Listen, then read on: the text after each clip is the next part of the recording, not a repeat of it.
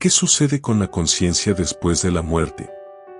¿Los muertos recuerdan su vida en la tierra o caen en un estado de olvido absoluto? Estas preguntas han inquietado a la humanidad durante siglos y han sido objeto de numerosas interpretaciones.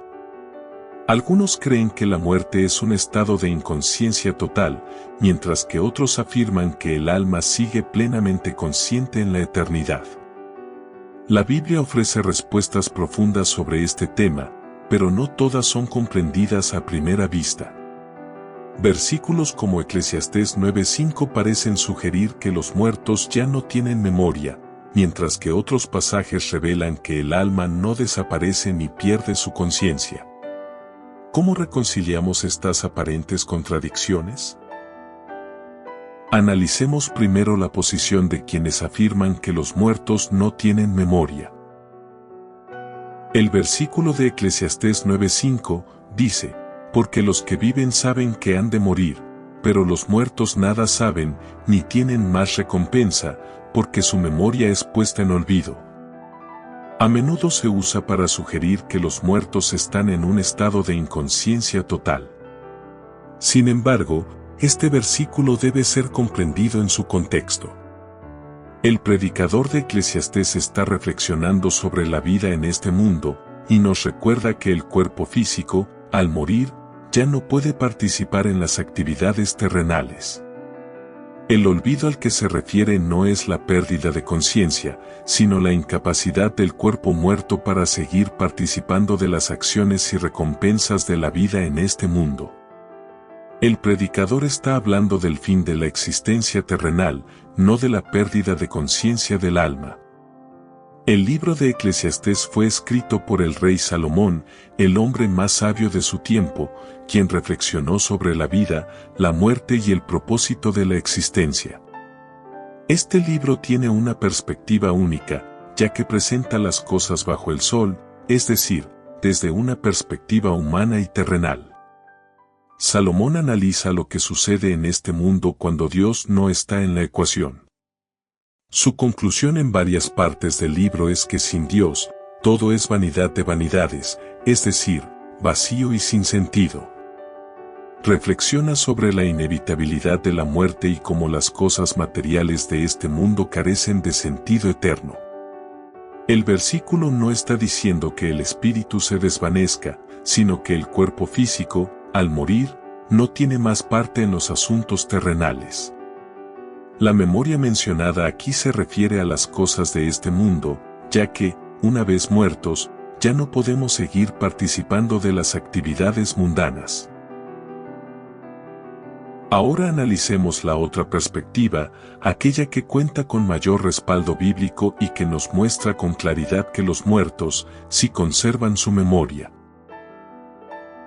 En el Evangelio de Lucas 16:24, Jesús nos presenta la historia de un hombre rico y un mendigo llamado Lázaro. Ambos mueren y sus destinos son completamente diferentes.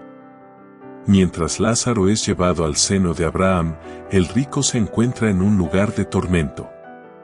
El rico, en medio de su sufrimiento, clama a Abraham, pidiendo ayuda y recordando su vida anterior. Padre Abraham, ten misericordia de mí y envía a Lázaro para que moje la punta de su dedo en agua y refresque mi lengua, porque estoy atormentado en esta llama. Este relato es impactante porque nos muestra que el rico, después de la muerte, no está en un estado de olvido o inconsciencia. Está completamente consciente de su sufrimiento, recuerda su vida pasada, y es capaz de reconocer su destino y las diferencias entre él y Lázaro. La idea de que los muertos están inconscientes no se sostiene aquí, ya que el rico tiene una memoria activa, una conciencia de su situación y una plena comprensión de su destino eterno. Jesús, al contar esta parábola, nos está enseñando que los muertos, lejos de estar dormidos o sin conciencia, son plenamente conscientes de su estado y de las decisiones que tomaron en vida. Una evidencia contundente de que Jesucristo no estaba relatando una simple parábola, sino una historia real en el relato del rico y Lázaro, es el uso de nombres propios. En todas las parábolas que Jesús enseñó, nunca utilizó nombres específicos para los personajes, siempre hablaba de manera general: un sembrador, un hombre rico, un pastor, un hijo pródigo. Sin embargo, en esta ocasión, Jesús menciona claramente a Lázaro, el mendigo que sufría a las puertas del hombre rico. Este detalle no es menor.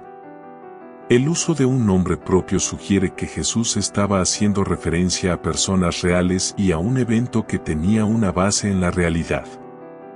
Además, al mencionar lugares como el seno de Abraham y describir la conversación entre el rico y Abraham, Jesús revela una escena que trasciende el mundo físico, dándonos una visión clara de la conciencia después de la muerte. Este relato no solo refuerza la enseñanza sobre la vida después de la muerte, sino que también confirma que las almas de los muertos están conscientes, recuerdan su vida pasada y pueden experimentar emociones, como el arrepentimiento y el tormento. En el libro de Apocalipsis 6:10 encontramos otra referencia que refuerza la idea de que los muertos tienen conciencia y memoria.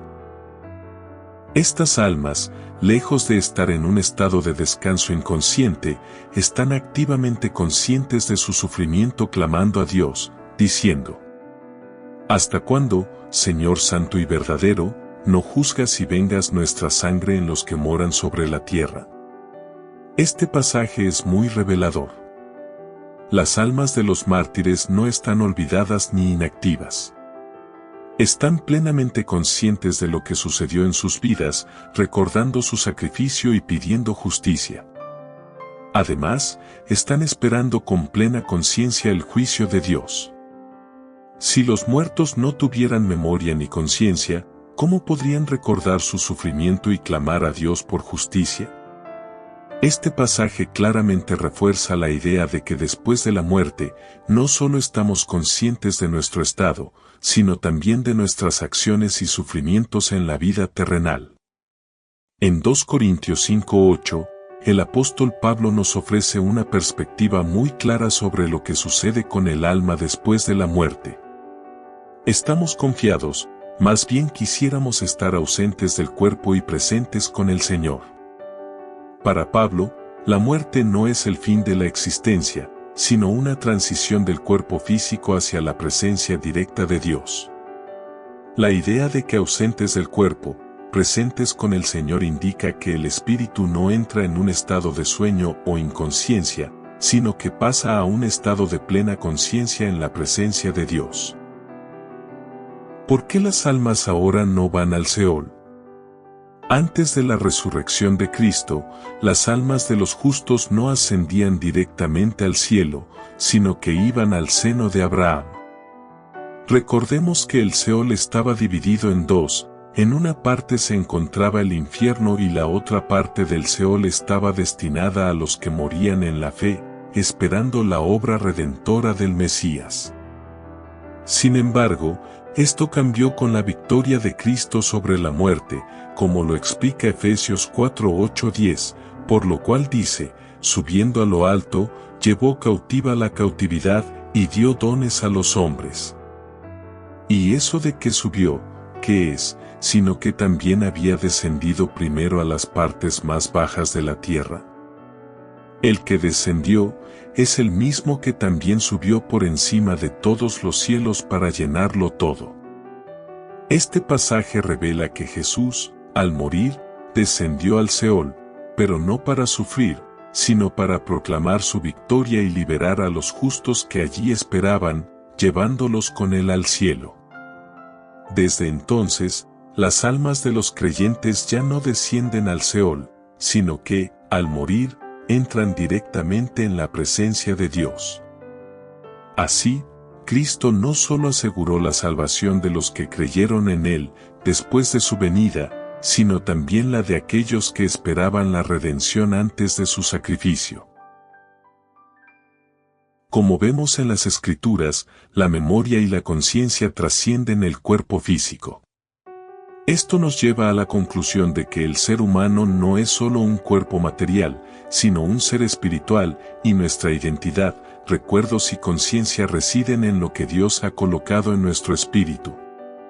Si nuestras obras van con nosotros, y nuestras palabras tienen consecuencias eternas, ¿cómo estamos viviendo hoy? ¿Estamos viviendo de acuerdo a la conciencia de que, más allá de la muerte, seguiremos siendo responsables de nuestras decisiones ante un Dios justo? Que Dios te bendiga grandemente, y gracias por tomarte el tiempo de reflexionar sobre este tema tan importante. Que el Señor llene tu vida de sabiduría, paz y entendimiento, y que cada día puedas caminar más cerca de Él. Nos vemos en el próximo mensaje.